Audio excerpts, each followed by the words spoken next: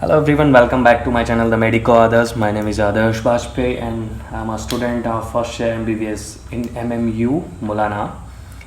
In this video we are going to talk about sign and symptoms of anemia. अभी corona का situation चल रहा है, lockdown लग रखा है, हम सब अपने अपने घर पे ही है, कोई बहुत ही काम से बाहर है अगर तो है।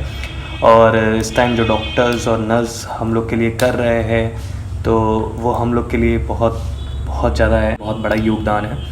तो हमको उन सब का रिस्पेक्ट करना चाहिए और हमको कोशिश करना चाहिए कि हम जितना घर पे रहेंगे तो सेफ़ रहेंगे, घर से बाहर ना जाएं। Stay home, stay safe, mask लगा कर रखें अगर कहीं भी बाहर जाते हैं। चलिए अब हम बात करते हैं इस वीडियो में एनीमिया के साइन एंड सिम्टम्स के बारे में। Anaemia is a blood disorder. Anaemia बहुत ही कॉमन है आज के टाइम पे, एक बहुत कॉमन डिसऑर्डर्स है।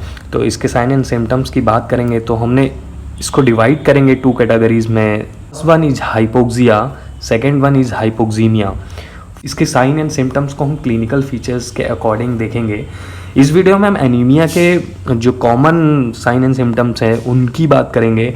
नेक्स्ट वीडियो में हम बात करेंगे वेरियस टाइप के एनीमिया के, जो एनीमिया के टाइप होते हैं उस टाइप के अकॉर्डिंग कौन कौन से हर एक पर्टिकुलर टाइप में कौन सा सिम्टम्स मिलेगा, कौन से साइन देखने को मिलेंगे, इस बारे में हम नेक्स्ट वीडियो में बात करेंगे। इस वीडियो में हम बात करेंगे कॉमन साइन एंड सिम्टम्स के बारे में। तो हम इसको डिवाइड करते हैं 2 क्लिनिकल फीचर्स में। First one is hypoxia, second one is hypoxemia. Hypoxia से आप लोग रूबरू होंगे। Hypoxia is defined as deficiency of oxygen in tissue. Oxygen की डेफिशिएंसी, ऑक्सीजन की जो कमी हो जाती है टिश्यू में, that condition is called hypoxia. Hypoxemia की तो बात करें तो hypoxemia is defined as deficiency of oxygen in blood. Blood में जो ऑक्सीजन की डेफिशिएंसी हो जाए उस कंडीशन को कहते हैं हाइपोक्सीमिया। ईमिया वर्ड यहाँ पे ब्लड डिनोट करता है, emia means blood. Okay, hypoxia को दो डिवीजन में बांटते हैं, मसल एंड नर्वस सिस्टम। तो hypoxia now on the metabolic demand of the tissue of course is muscle.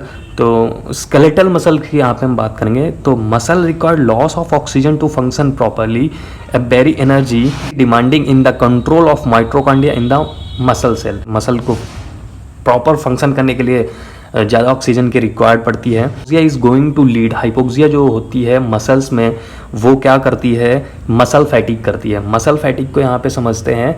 Muscle फैटिक मतलब पेशेंट जो आता है वो सिम्टम्स बताता है कि मसल्स में पेन हो रहा है, तो मसल फैटिक।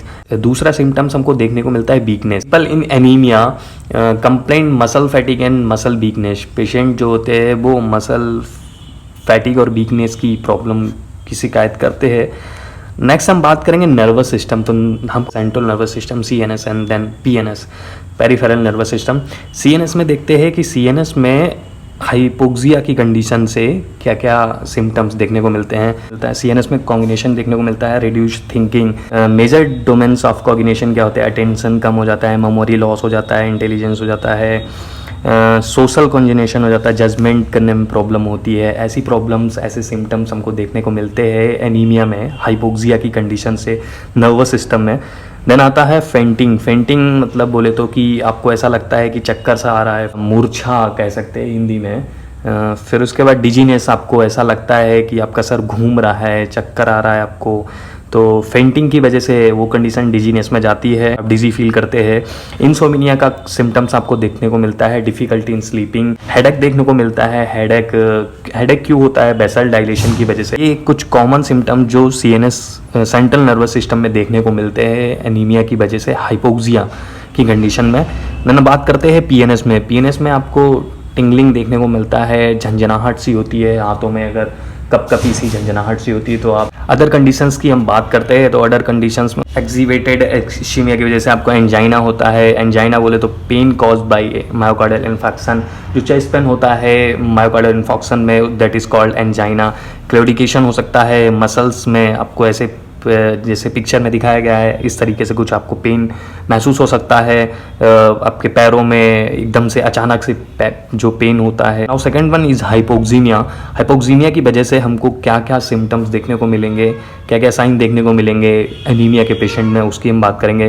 तो जो पेशेंट होगा उसकी हार्ट रेट इंक्रीज होगी, हार्ट रेट बढ़ी हुई होगी, स्ट्रोक वॉल्यूम बढ़ा होगा उसका, रिस्पायरेटरी रेट उसका बढ़ा होगा, रिस्पायरेटरी रेट बढ़े होने की वजह से उसको टेकीपीनिया होगा।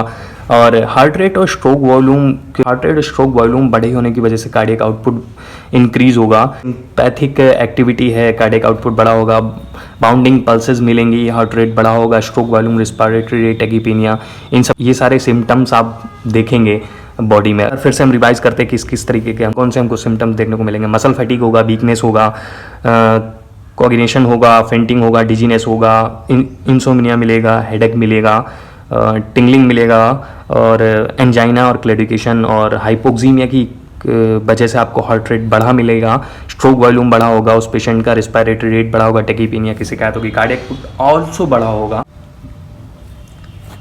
अगर आप भी फील करते हैं कुछ इस तरीके के सिम्टम्स को, अपना चेकअप कराइए अगर कुछ आपको महसूस होता है। Thank you.